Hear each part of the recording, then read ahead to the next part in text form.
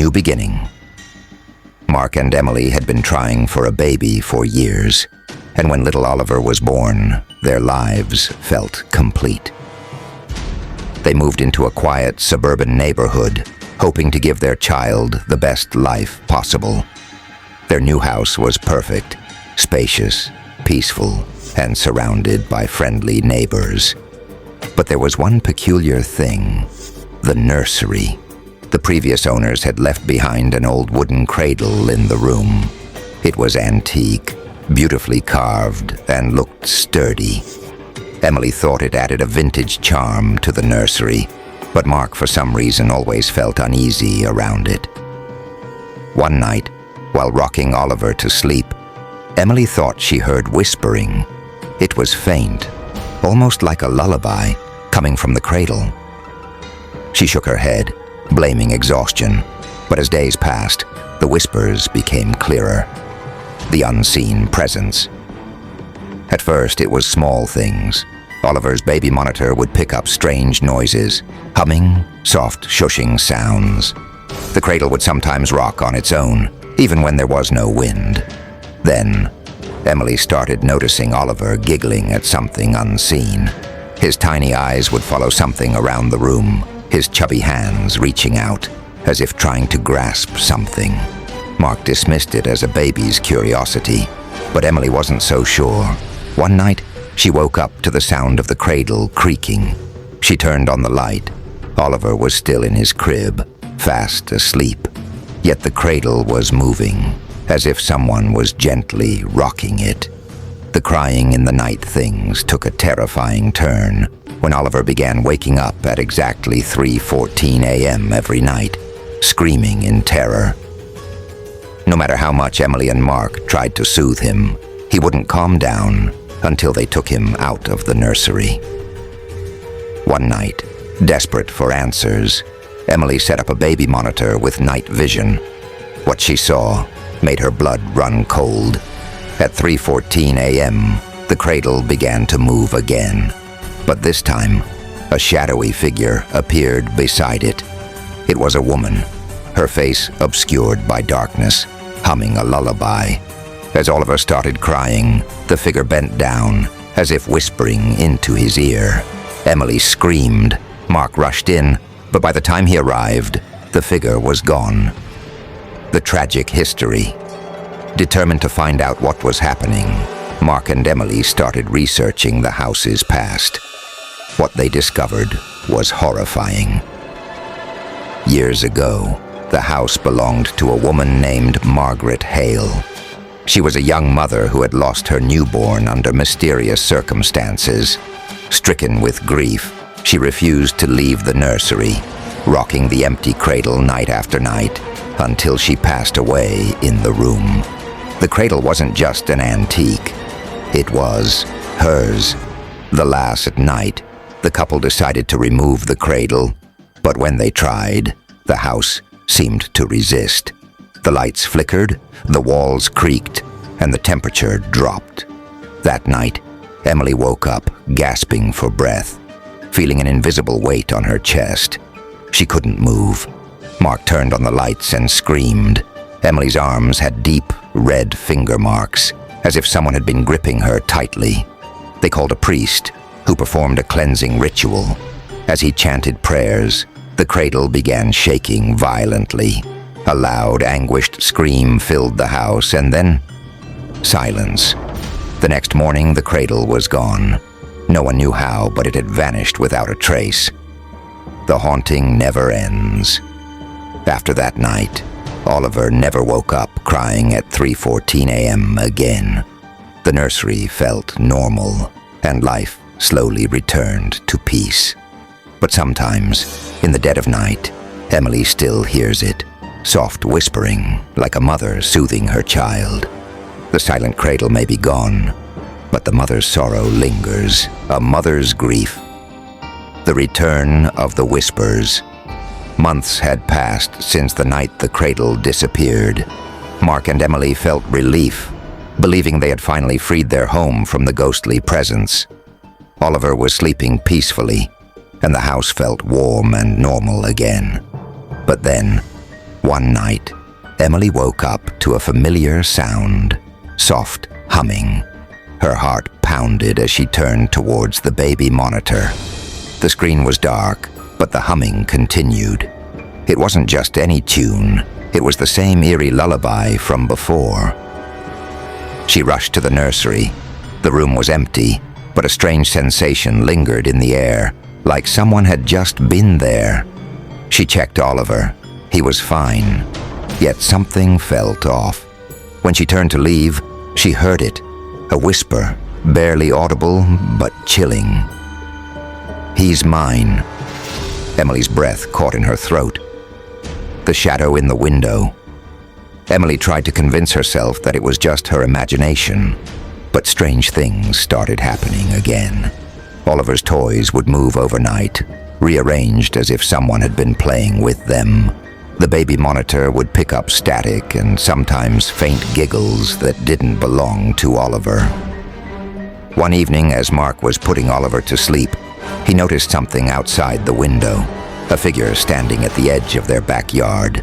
A woman, pale, still, watching. Mark ran outside, but by the time he reached the yard, she was gone. No footprints, no sign of anyone ever being there. The night of the cradle's return. The nightmare reached its peak when Emily woke up one night to Oliver's terrified screams. She and Mark ran to the nursery, but as soon as they opened the door, they froze. The cradle was back. It stood in the middle of the room, rocking on its own. Oliver was in his crib, wailing in terror, his tiny hands reaching out. Not to Emily, not to Mark, but to the empty air in front of him. A cold presence filled the room, and the whispers returned, louder than ever. "Give him to me." The room erupted into chaos. The lights flickered, the walls shook. Mark grabbed Oliver while Emily screamed, pushing the cradle over in desperation. As it crashed to the ground, a blood-curdling shriek filled the air. Then, silence. The haunting truth. Determined to end this once and for all, Emily and Mark dug deeper into the history of Margaret Hale. What they discovered sent shivers down their spines. Margaret didn't just lose her baby. She had taken other infants before, children who mysteriously vanished from the neighborhood decades ago. Witnesses claimed they had seen her wandering at night, whispering to unseen figures, searching for a child to replace the one she lost. She wasn't just grieving, she was still looking for a baby. And now, she had set her eyes on Oliver. The final confrontation, desperate for a solution, they sought out Margaret's last living relative, an old woman named Ruth Hale. She hesitated at first, but when Emily showed her Oliver's crib, Ruth's face turned pale. "The cradle is cursed," she said. "It binds her spirit to any child who sleeps near it. You must destroy it, but she won't let you." That night, Mark took an axe to the cradle. As the first strike landed, the house trembled, and a ghastly wail filled the air. "No!" The temperature dropped, and a shadowy figure emerged from the corner of the room. Margaret. Her face was twisted in rage, her empty eyes locked onto Oliver. Emily held Oliver tightly as Mark continued to hack at the cradle. With each strike, Margaret screamed, her form flickering like a dying flame. With one final blow, the cradle split in two. The room erupted in a deafening silence. Margaret let out one last piercing shriek before vanishing into thin air.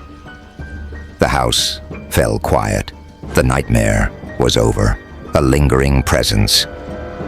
After that night, peace returned. No more whispers, no more shadows. The house felt lighter, as if a dark presence had finally lifted. But Emily could never forget that voice. Months later, as she rocked Oliver to sleep, she thought she heard something on the baby monitor. A faint, ghostly whisper. "I'll be back." The promise of return. The echoes in the dark. After destroying the cradle, life in the house felt peaceful again. No more whispers, no more shadows lurking in the corners. But Emily couldn't shake the lingering unease. She barely slept, constantly checking the baby monitor, listening for any strange sounds. Mark assured her it was over, but deep down, Emily wasn't so sure. Then one night, it happened again. At exactly 3:14 a.m., the baby monitor crackled to life. Static filled the room, followed by a faint, chilling whisper. "Did you think you could stop me?" Emily shot up in bed, her heart pounding. She checked Oliver's crib. He was fast asleep, but something was wrong. The room felt colder. A faint pressure brushed against her shoulder. "He still belongs to me," Emily screamed. A mark left behind. The next morning, Emily noticed something horrifying. On Oliver's wrist, there were faint bruises, tiny finger marks, as if someone had been holding him too tightly. Panic set in. She called Mark, who dismissed it as a coincidence. Maybe he grabbed his wrist too hard while sleeping, he suggested, but Emily knew better. Later that day, she spoke with Ruth Hale again. The old woman's expression darkened when Emily described the bruises. "The cradle was just one piece of her attachment," Ruth explained. "Margaret's spirit still lingers. She made a promise to return." Emily's stomach turned. How do we stop her? Ruth hesitated. "There's only one way. We must find where Margaret's real child was buried. Only then can she be put to rest." The forgotten grave. Ruth guided them to an old overgrown cemetery on the outskirts of town. After hours of searching, they found a small, nameless grave hidden beneath thick vines. "This is it," Ruth whispered. "Her baby." No one ever marked the grave. She could never find him. Emily felt a deep sorrow. Margaret wasn't just a vengeful spirit. She was a grieving mother, searching endlessly for her lost child. Mark and Emily placed fresh flowers on the grave, whispering a prayer. Ruth sprinkled salt around it, chanting a cleansing ritual. Then the wind howled. A deep, chilling whisper echoed through the trees. "No, you cannot take him from me." The ground trembled. A dark figure emerged from the shadows, Margaret. Her skeletal face twisted with rage as she reached out toward Emily.